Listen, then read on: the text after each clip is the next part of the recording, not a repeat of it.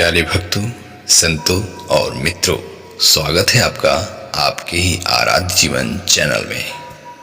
मित्रों, संत कबीर का एक प्रसिद्ध दोहा है, इष्ट मिले और मन मिले, मिले सकल रस रीत, कहे कबीर तहाँ जाइए यह संतन की प्रीत।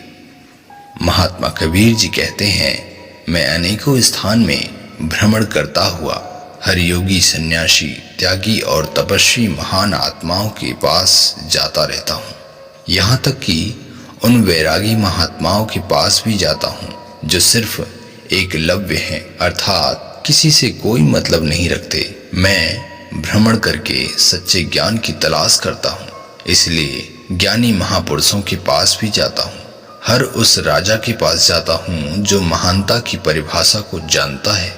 नगर में भ्रमण करते हुए मैंने व्यापारी और अन्य व्यक्तियों के विचार को जाना है। इस प्रकार अनेकों धर्म और पंथ के विचार तथा समाज की विचारधाराएं बताती हैं कि मानव विचारवान बुद्धिवान जीव है। इसका सबसे बड़ा कर्म अपनी मुक्ति है, जो सिर्फ मानव जीवन में ही संभव है।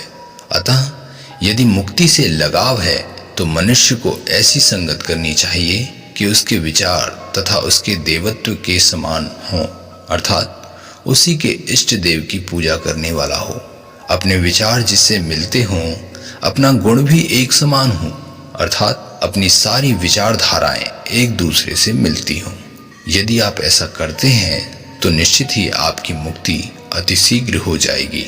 संत कबीर कहते हैं कि कभी भी ऐसा न करें कि वो बाबा अच्छे हैं, वो चमत्कारी हैं, वो तपस्वी हैं, उनकी शरणागति अच्छी होगी।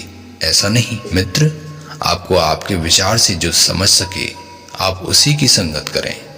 और यदि वो प्रकृति और पुरुष का सही ज्ञान न करा सके, समझ लेना वहाँ आपका सिर्फ समय बेकार हो रहा है। दुनिया में चमत्कार कुछ भी नहीं है। जो हमारे समझ में नहीं आता उसे हम चमत्कार मान लेते हैं, और ऐसे चमत्कारी संसार में अनगिनत हैं। परंतु मुक्ति का मार्ग तो सिर्फ विवेकवान पुरुष ही जानता है। इसलिए अपने विचार से हमेशा ऐसी संगत करें जो विवेक बुद्धि से तर्क वाली बातें करे। आप अपनी मुक्ति के लिए चमत्कार या अतिशयोक्ति अर्थात बढ़ा चढ़ाकर कही गई बातों को न माने, क्योंकि अपनी आत्मा की शुद्धि सद्गुरु की शरणागति में होगी। इसलिए अपने इष्ट गुरु की शरणागति में ही रहें, किसी भी भ्रम के घेरे में ना आए। मित्रों, ऐसा करने वाला न केवल साधारण पुरुष होता है, बल्कि वास्तव में महानता की ओर बढ़ता हुआ प्रज्वलित पुण्य आत्मा होता है। अतः संगत करें तो सिर्फ अपनी मुक्ति को ध्यान में रखते हुए करें।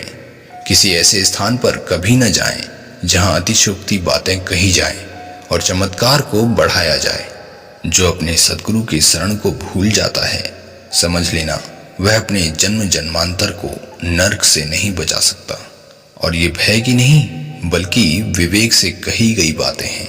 अतः हे प्यारे मित्रों, संगत ही महत्वपूर्ण है, क्योंकि यही हमारे जीवन की नैया को चलाता है।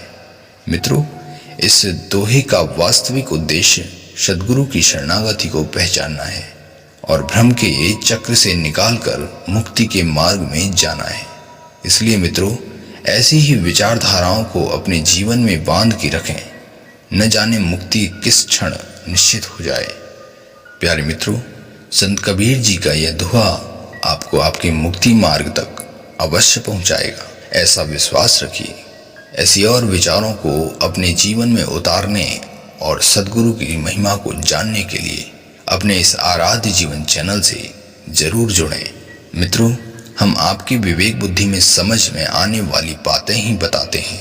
यदि आपको कोई भी शब्द कठिन लगे तो हमें कमेंट जरूर करें।